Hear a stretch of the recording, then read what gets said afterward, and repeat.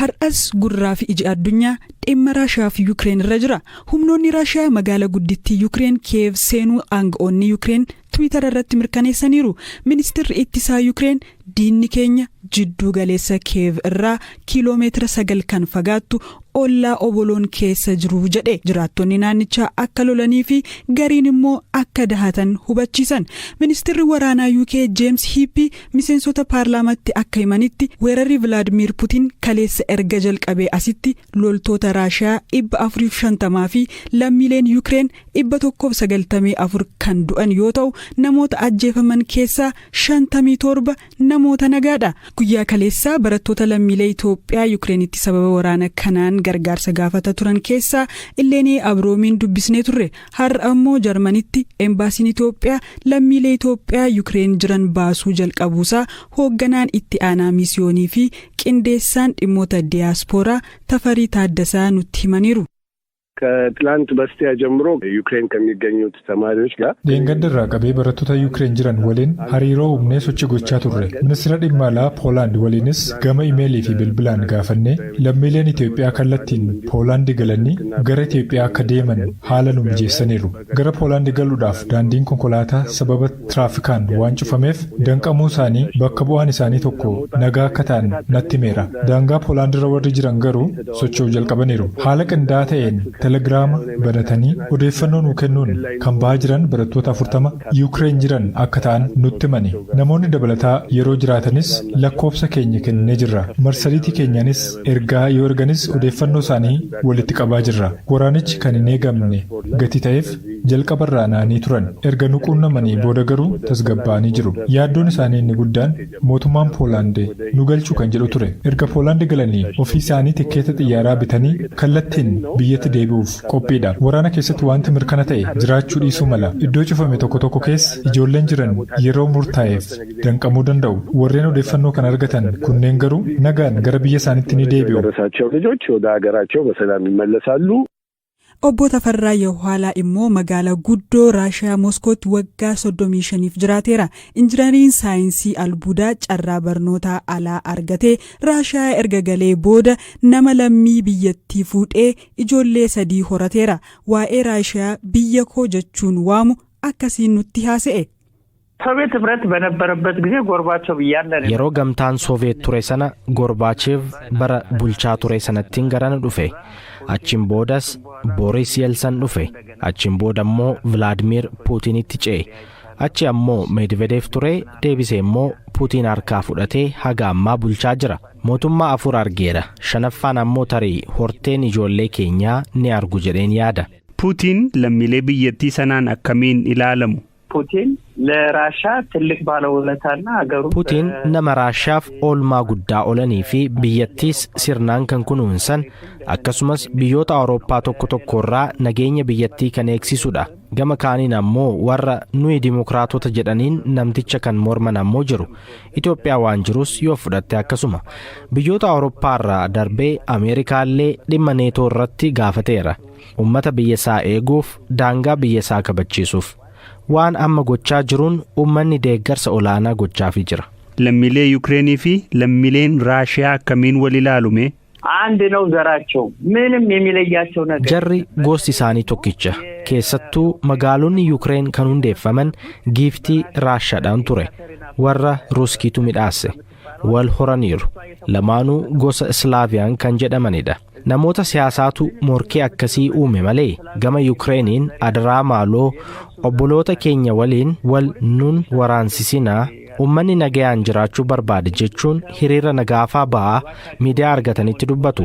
Wanti isaan gargar baasuun jiru kan isaan gargar baase dhimma siyaasaa fi daangaadha. Moskoon wayita ammaa maal fakkaata? Wanta argitan nutti himaa. የሚገርም ነገር በአሁኑ ሰዓት ምንም yeroo ammaa kanatti waa'een waraanaa fi waraana fakkaatu wanti tokkollee hin jiru.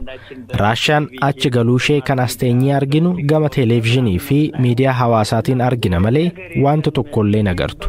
Ummannis kun tapha siyaasaa akka ta'e waan beekuu fi rakkoo jarri Awurooppaa fidan akka ta'e waan beekuu fi dhimmuma kana faarratti dubbata malee dhiphachuun kanaa fi sana haa gonu kan jedhu hin jiru. Isin Moskoo keessa mana nyaataa akka qabdan nan beeka. Hojiin hin qabbanaa'e moo akkami?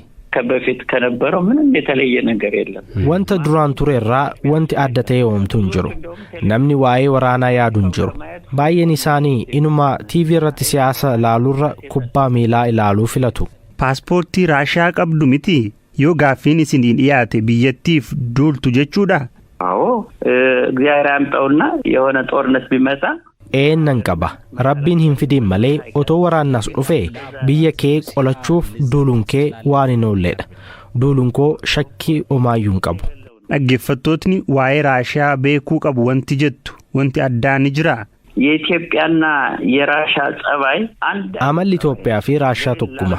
Walabummaan biyya akka hin sarbamne hamilee cimaa uummata qabudha. Uummanni Raashiyaa yoo itti siqxe sitti dhiyaata. Yoo jibbitees si jibba. Yoo si jaalate siif jedhee du'a. Yoo si jibbe ammoo bakka seentee lixee si balleessa. Mee afaan warra Raashiyaatiin Itoophiyaa fi addunyaa keenya nagayaa nu haa godhu jedhi dubbadhume. ያ ካቹ ዲሊያ ሴህ ሩካቦ ድስባባቸው ሚሬ ባጃልሳ ኒዲላይቴ ቫይኑ ዳይቴናም ጂት ስፓኮይና ሙይ ኻቲም ሚር ይሶ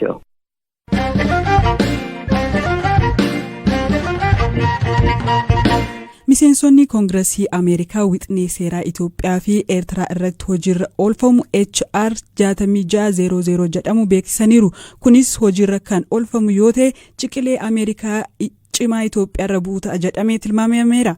Wixineen seeraa mana maree bakka bu'oota uummataa bira akka ga'uuf gareef dhuunfaan kanneen dhiibbaa taasisan keessaa tokko seenaa jimjimoodha. Wixineen seeraa kun qabatamaan maal buusa jedhee ishee gaafadheera. Wixineen kun yoo darbee jedhee mootummaan kun waggaa 4 filatamee dhufaanii deema. Mootummaan biroo dhufu mootummaan kun akka ta'u hin beeknu. Akkasumas immoo mootummaan kun iyyuu haala adda addaatiin poolitikaadhaan waan influence ta'uu fi jijjiiramuu danda'a. Wixineen kun immoo mootummaan ta'ee dhufee mootummaan ta'ee taa'ee jiraate wixineen seeraa waan ta'eef yoo darbee jedhee itti seera Koongireesiin Ameerikaa. Koongireesii jechuun warra seera tumu. Seera jaltuutuman kanammoo hojiirra oolchuun dirqama mootummaa filameessanii yoo darbee jedhee hedduu guddaadha waan gaariidha Itoophiyaa hundaafiyyuu. Kana duras yeroo si wajjiniinis yeroo haasofnee gaaffii deebii taasisnee HR 128 wixineen seeraa akka raggaasifamee ture nutti haasofteetta. Inni faa maal milkeesse kan ammaa kun immoo isa duraarraa akkamiin addadha akkamiin safaruun danda'ama bu'aan ni buusuu danda'u. Gaaffii bareedaadha. Wixineen seeraa kan bara 2017 bahee hundeeffame 8 irratti kan 128 wanni inni yoo tokko yoo jiraatte jijjiirama bara 2018 dhufe kanaa fi curree kan xaraare kan mootummaan Ameerikaa dhiibbaa guddaa keessaan akka godhu jedhe isa. Kanaaf gurmaa wixinee kanaatiin wixineen sun afaan Ingiliffaatiin resolution jedhama. Resolution jechuun nuti Koongireesiin Ameerikaa ilaalchi keenya kana jedhee dubbatee jedha. Wixineen ammaa kun ammoo seera ilaalchi otoo hin ta'in seera kana murteessinee jira. Kun ammoo yeroo akkanaa keessatti akkana haa ta'u jedhee murteessee jira. So garaagarummaan isaa hedduu guddaadha. Seerri inni ammaa kun sadarkaa maaliirra jira inni ammaa kun? Wixineen tokko yoo bahu yeroo bakka sadii deema. Sabkomitee Afrikaa bakka naannoo sadii ilaaluutu warra san tolitti dhufee nama 15 dabarsee jedhamu wixinee walii galee. Itti aanu ammoo hajaa biyya alaa foreign affairs warra jedhamu much bigger walmaa guddaadha jechuudha. Achi darbaa jechuudha. Inni sadaffaan ammoo kadhumaati jechuudha. Amma lama dabree akka sadaffaa kadhumaarra jira jechuudha. Mana guutuutu itti mirkaneessuu deema jechuudha. Harka 70 fixee jira. Karaa dhumaatiif deemaa jira. 70 ol. Yoo wixineen seeraa kuni darbee jedhee waan akka milkaa'u barbaadamu inni guddaan maalinni? Wixineen seeraa kanaa wanti inni guddaan milkaa'amuu barbaadu mootummaan Itoophiyaa mootummaan Ameerikaa kun hedduu kadhaa fi obsa guddaa keessa dabarsee waggaa kanaa fi waggaa tokkoof olii kan akka jechuudha. Haa ta'u malee mootummaan Itoophiyaa gochi inni uummata isaa irratti godhaa jiru Itoophiyaa qofa otoo hin ta'in tasgabbii naannoo waan miidhaa jiruu fi akkasumas immoo bakka biizinasii guddaa irratti waan miidhaa guddaa godhuu fi wixineen seeraan kun baruufillee har'aa qofa otoo hin ta'in baruu fi warroonni nama mirga namaa saamanii dimokiraasiidhaaf har'a ta'an kunneen akka seeraaf dhiyaatanii.